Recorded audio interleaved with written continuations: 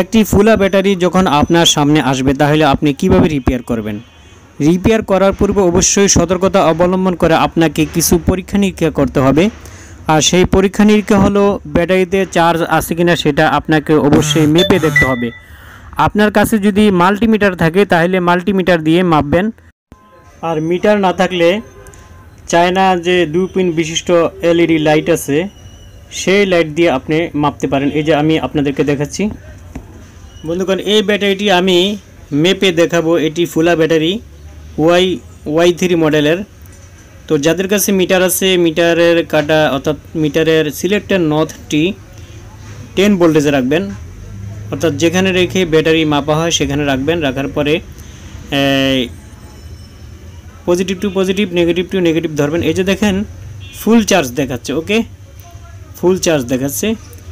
এই অবস্থায় battery fix করতে গেলে একটু সতর্কতা অবলম্বন করতে হয়, নচেত দুর্ঘটনার শিকার হতে হবে। যাদের কাছে মিটার নেই তারা এরকম আমি দেখাচ্ছি, এই যে বাল্ব নেবেন, ওকে, 2 লেগ বিশিষ্ট বাল্ব নেবেন। নেওয়ার পরে positive to positive, negative to negative ধরবেন। ধরার পরে দেখবেন লাইটটি জ্বলে কিনা। আমি উল্টা ধরেছি, এবার ভাও করে ধরি।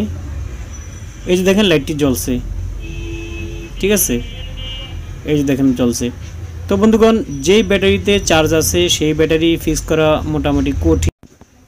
বন্ধুগণ, দেখার বিষয় হলো চার্জ থাকা অবস্থায় যদি আপনি ব্যাটারি হোল্ড করতে যান তাহলে কিন্তু দুর্ঘটনার শিকার হতে পারেন। এমন অবস্থা আমার সাথে একবার না 2বার হয়েছে। তো সে থেকে আমি আপনাদেরকে সতর্ক করছি, চার্জ থাকা অবস্থায় ব্যাটারি হোল্ড করতে যাবেন না। তবে কোন ব্যাটারি হোল্ড করতে পারেন, যে ব্যাটারি বেশি ফুলে গেছে। দেখেন আমার হাতে যে ব্যাটারিটি দেখতে পাচ্ছেন এটি বেশি ফুলে গিয়েছে। যেখানে বেশি ফুলে গিয়েছে ঠিক সেখানে আপনি হোল্ড করলে তাহলে শুধু পজিটিভ যে সাইড আছে সেটাই ছিদ্র হবে, নেগেটিভ সাইড ছিদ্র হবে না। কিন্তু যেগুলি কম ফুলছে সেগুলি ছিদ্র করতে গেলে পজিটিভের সাথে নেগেটিভ দুটোটাই ছিদ্র হয়ে যেতে পারে। এবং সাথে সাথে দেখবেন যে বুদবুদ বের হচ্ছে, সাদা পানি বের হচ্ছে, এবং সাথে সাথে গরম হয়ে আগুন ধরে ব্লাস্ট হয়ে গিয়েছে। এমন অবস্থা হলে আপনারও ক্ষতি হতে পারে, আপনার আশেপাশে যারা আছে তাদেরও ক্ষতি হতে পারে। তো আমি দেখাচ্ছি কীভাবে হোল্ড করবেন। এই যে দেখেন, একটি সুই নেবেন অথবা এরকম চিকন কিছু নিয়ে অ্যাঙ্গেল করে ধরে ঢুকিয়ে দেবেন। আমি দেখাচ্ছি, একটু ওয়েট করি। এই যে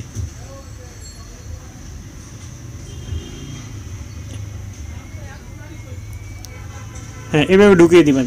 তারপর যখন চাপ দিবেন তারপর দেখবেন যে ভিতরে যে হাওয়া আছে সম্পূর্ণ খালি হয়ে গিয়েছে, বের হয়ে গিয়েছে।